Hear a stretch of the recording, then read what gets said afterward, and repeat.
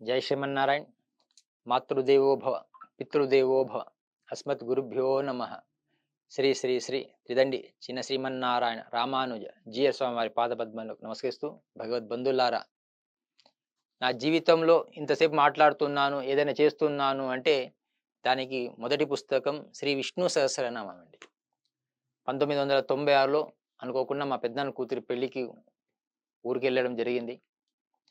అనుకోకుండా మా తమ్ముడు ఆ రోజు మా బాంబే నుంచి మా వదిన వచ్చిందనమాట. ఆమె జాతకాలు చూస్తూ ఉంటుందండి. ఆయన తీసుకొచ్చి చేయి పెట్టాడండి. చేయి పెడితే సముద్రంలో చేపలు ఎట్లనో అట్లా నీకు డబ్బులు వస్తాయని నేను చెప్పిందండి ఆయనకు జాతకం. నాకు ఆనందం అనిపించింది. నేను వెళ్ళి చేయి పెట్టానండి. చేయి పెడితే నీ జీవితం చాలా కష్టమైంది అని చెప్తే కొంచెం బాధగా నేను బావి దగ్గర కూర్చున్నానండి. అనుకోకుండా బెంగుళూరులో ఉన్న మా పెద్దనాన్న కూతురు శ్రీమతి కుసుమా భట్ గారనమాట. ఆమె వచ్చి "నువ్వు విష్ణు సహస్రనామం చదువు" అన్నదండి. ఇప్పుడు ఆమె చదువు అన్నదండి. కానీ ఎట్లా చదవాలో నాకు తెలీదండి. కాబట్టి ఉదయమే లేచి 7 గంటలకు చదువన్నదండి. ఉదయమే లేచి 7 గంటలకు నేను దేవుడి గదికెళ్ళానండి. విష్ణు సహస్రం పుస్తకం దొరికిందండి. కానీ అది ఎట్లా చదవాలో నాకు తెలీదండి. అనుకోకుండా అక్కడ టేప్ రికార్డ్ ఉందండి. ఎంఎస్ సుబ్బలక్ష్మి క్యాసెట్ ఉందండి. దాన్ని ప్లే చేసి 1996 నుంచి ఈ రోజు వరకు చదువుకుంటూ వస్తున్నానండి. ఆ ఒక్క పుస్తకమే నా జీవితాన్ని మార్చింది. తర్వాత మా గురువుగారు నాకు భగవద్గీత ఇచ్చారు. ఈ 2 పుస్తకాలే నా జీవితంలో ఇంపార్టెంట్ అన్నమాట. అనుకోకుండా భగవంతుడు ఒకసారి ఇంటికొచ్చాడంట. ఏమైనా కావాలంటే కోరుకో అన్నారంట. భగవంతుడిని వీరు అడిగారంట. "మా ఇంటికి వచ్చావా స్వామి? పక్కింటికి కూడా వెళ్ళావా?" అని. "పక్కింటికి కూడా వెళ్ళానయ్యా." ఆయన ఏం అడిగాడు స్వామి అని. ఎప్పుడైనా భగవంతుడు మనల్ని వచ్చి అడిగితే మనం చెప్పాలే గాని, మన దృష్టి అంతా పక్కింటి వాళ్ళ మీదే ఉంటదండి. వాళ్ళేదైనా కొనుక్కుంటే మనం కొనుక్కోవాలి. మనం ఇంకా చేయాలనేది. అప్పుడు ఆయన అన్నాడంట, పక్కింటికి కూడా ఎళ్ళొచ్చాను." పక్కింటి ఆయన ఏం అడిగాడు అని. "నీకు ఏది ఇస్తే అది డబల్ ఇయ్యమని అడిగాడయ్యా" అని చెప్పారంట. అంటే ఇప్పుడు నేను ₹1,00,00,000 అడిగితే పక్కింటి వాడికి 2,00,00,000 ఎళ్తాయని ఈయన ఆలోచించడం మొదలుపెట్టాడంటండి. చివరికి ఒక భగవంతుని అడిగాడంట. "భగవంతుడా నా ఒక కన్ను తీసేయి" అన్నాడంట. ఎందుకంటే పక్కింటి వాడిది 2 పోతాయని. అది మన జీవితం కాకూడదండి. నేను పోయినా పర్వాలేదు, అందరూ బాగుపడాలన్న భావన మనోళ్ళు రావాలండి. 3 అడుగులు అడిగిన వాడిని నమ్ముకున్నా. 3 అడుగులు దొరికితే చాలనుకున్నా. మేకలు తోలినా పర్వాలేదనుకున్నా. మెకాలే చదువులు చదువొద్దనుకున్నా. 3 లేదని ఎప్పుడు చెప్పొద్దనుకున్నా. మూఢనమ్మకాలకు దూరంగా బ్రతకాలనుకున్నా. మాసం ఏదని ఎవరిని అడగొద్దనుకున్నా. మోసం చేయని జీవితం గడపాలనుకున్నా.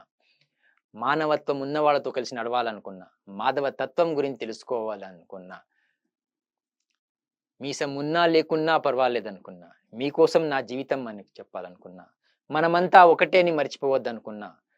మనసంతా మీరే అని శ్రీ శ్రీ శ్రీ తిదండి చిన్నజీయర్ స్వామి వారికి చెప్పాలనుకున్నా.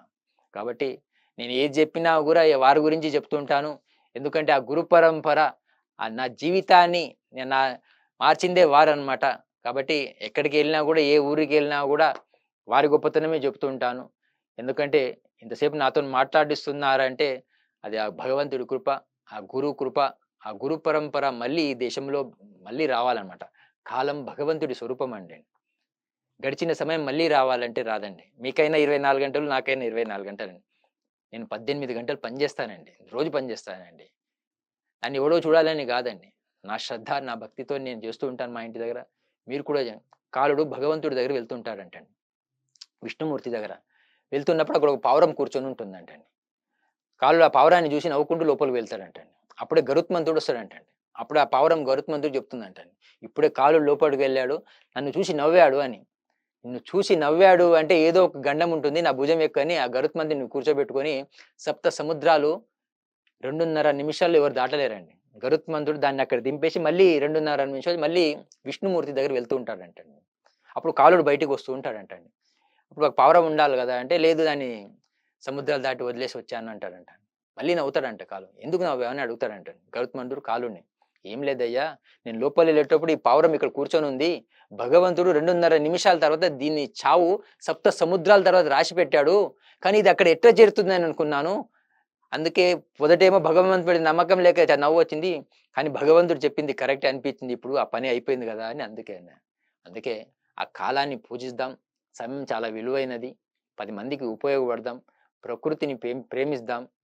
ఎందుకంటే ఖాళీగా వచ్చాం, ఖాళీగా వెళ్ళిపోతామన్నమాట. కరోనా టైంలో మనం చూసాం ఎంతమంది ఎళ్ళిపోయారు. ఆ ప్రేమ, నా వాళ్ళు, అన్న వాళ్ళని కూడా మనం చూడలేకపోయాం. ఎందుకంటే డబ్బులు ఇంపార్టెంట్ కాదు. ధర్మం ఇంపార్టెంట్. ఆ ధర్మం గురించి మనం తెలుసుకుందాం. If money lost nothing last. If health lost something last, if character lost everything last అంటారండి మహానుభావులు శ్రీ వివేకానంద వాళ్ళు అన్నమాట. కాబట్టి ఆ క్యారెక్టర్ లూజ్ కాకూడకుండా ఈ కరప్షన్ దేశంలో చాలా బాగా జరుగుతున్నాయి. నేను కొంచెం దానికి వ్యతిరేకిననమాట. కాబట్టి డబ్బు లేకుండా జీవితం గడపొచ్చా అన్నది ఒక కాన్సెప్ట్ మీద బతుకుతున్నాను. అనన్యా చింతయంతో మాం హే జనా పర్యుపాసతే తేషాం నిత్యాభియుక్తానాం యోగక్షేమం వహామ్యహం అన్నాడు భగవద్గీతలో అన్నమాట. కాబట్టి ఆ ఒక విశ్వాసం, భగవంతుడి మీద నమ్ముకోండి. ఆ దిశగా మనం అందరం సాగుదాం. నా దగ్గర ఈరోజు కూడా రూ. 50 లేరు. ఈరోజు హిట్ ఛానల్ పిలిచారు వారు. కానీ నేను రావాలంటే నా రూపాయలు లేదు. అయినా కూడా వచ్చానన్నమాట. వెళ్తూ ఉంటాను. నేనేదైనా మంచి పని చేస్తున్నానంటే నా ధర్మపత్ని ఒక సహకారం అన్నమాట. "ఏమే ఒక 500 ఇస్తావే? ఎవరన్నా ఇస్తే మళ్ళీ సాయంత్రం నీకు డబుల్ ఇస్తానే. లేకుంటే మళ్ళీ అప్పు" అన్నమాట. కాబట్టి మనమందరం నిస్వార్థంగా ఈ భారతమాత సేవలో ఉందాం. మా ఇంటి దగ్గర రోజు ఒక 50 కుక్కలకు అన్నం పెట్టి పడుకుంటామండి. ఉదయం 4 గంటలకు మా కార్యక్రమం స్టార్ట్ అవుతుందండి. మా ఇంటికి పావురాలు, పిచ్చుకలు ఇవన్నీ వస్తాయండి.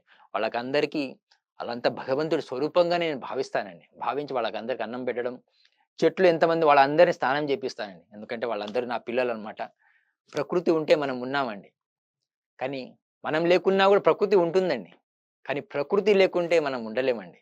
కాబట్టి ఆ ప్రకృతిని ప్రేమించాలండి. ఆ దిశగా నేను సాగుతున్నాను. మనం కూడా సాగుదాం. మీరందరూ కూడా ఒక మంచి పని చేస్తారనే ఒక విశ్వాసంతోనే ముందుకెళ్తున్నాను. మళ్ళీ ఎప్పుడైనా కలుసుకుందాం. భారత్ మాతాకి జై.